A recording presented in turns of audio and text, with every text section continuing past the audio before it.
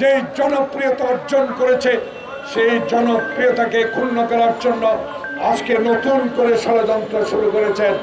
এই ষড়যন্ত্রের পিছনে গতকালকের গোপালগঞ্জের ঘটনা কিছুটা ইঙ্গিত বহন করে। জনাব স্বরাষ্ট্র উপদেষ্টা মহোদয়, আপনারা বলেছেন চিরুনি অভিযান, কদিন আগে না বলেছেন কি একটা অভিযানের নাম? চিরুনি অভিযান। আরেকটা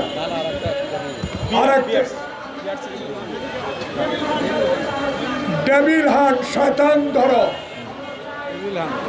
শয়তানের পর গতকালকে কোন শয়তান, কার ইঙ্গিতের শয়তান গোপালগঞ্জ এনসিপি নেতাদের উপর হামলা চালালো? এ হামলা পরিকল্পিত। এ হামলার সাথে আওয়ামী দুঃশাসনের 1 লক্ষর উপরে পুলিশ যাদেরকে বিনা কারণে ছাত্রলীগ যুবলীগের চাকরি দিয়েছেন তারা এখনো পুনর্বহাল। প্রধান জনাব উপদেষ্টা জাহাঙ্গীর সাহেব, 11 মাস অতিবাহিত হলো, এখনো কেন এই আওয়ামী প্রেতাত্মারা এখনো সচিবালয়ে, এখনো কেন বিভিন্ন জেলা, এখনো কেন থানায় থানায়?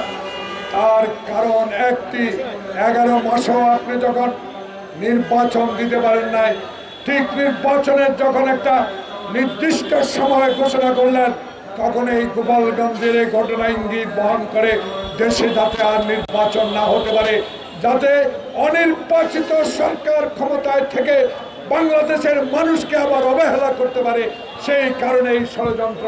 তাই আমরা বিশ্বাস করি, আমরা আপনাকে সমর্থন করি, আমরা আপনাকে গুণীজন হিসেবে শ্রদ্ধা করি। আপনাকে স্মরণ করে দিতে চাই, প্রিয় প্রধান উপদেষ্টা, আপনি 14 তলা পর্যন্ত পায়ে হেঁটে উঠেছেন, আপনার লিফট বন্ধ করে দিয়েছিল, আপনাকে বিনা কারণে মামলা দিয়েছিল।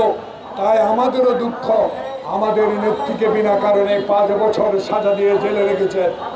বিনা কারণে ওয়ার্ডের বেঞ্চ সৃষ্টি করে তারেক রহমানের মেরুদণ্ড ভেঙে দিয়ে তাকে রাজনীতি থেকে চিরতরে নিঃশেষ করে দেওয়ার হীন প্রচেষ্টা করা হয়েছিল। তাই আল্লাহ রাখে, আল্লাহ মারেকে। তাই আপনারাও আবার নতুন করে ষড়যন্ত্র শুরু করেছেন। আমি কোনো এক নেতাকে উদ্দেশ্য করে বলতে চাই, প্রিয় সাংবাদিক বন্ধুরা, আপনাদের স্বাধীনতা ছিল, আপনারা কোনো কথা লিখতে পারতেন না, আপনাদের সে সাহস ছিল না। সাহস থাকলেও পরের দিন রিপোর্ট প্রকাশিত হলে আপনাকে নির্মম নির্যাতনের শিকার হতে হয়েছে। এখন এই সরকারের আমলে আপনারা নির্দ্বিধায় লিখতে পারেন। আমার এই কথাটুকু দয়া করে লিখবেন, কারণ আমরা বুঝতে পেরেছি বাংলাদেশে যারা গণতন্ত্রের পক্ষে কথা বলে, যারা জনগণের অধিকার প্রতিষ্ঠার পক্ষে কথা বলে, যারা আবার হয় না ঘর তৈরি হবে না, যারা আবার হারুনের মতো ডিবি অফিসার সৃষ্টি করবে না, যারা বাংলাদেশে আর একটি লোকের বিরুদ্ধে 1000 মামলা দায়ের করবে না, যারা বিনা কারণে থানায় নিয়ে ওসি তার পরিবারকে পিটিয়ে টাকা আদায় করবে না, এমন সরকার কায়েম করার জন্যই তারেক রহমানের অবদান।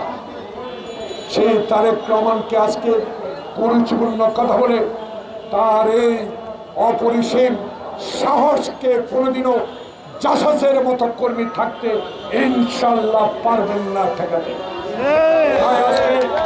আপনার কাছে অনুরোধ করব, আপনাদের কাছে বিনীত অনুরোধ করব, আমাদের সংগ্রামী মহাসচিব আজকে প্রতিবাদ করেছে।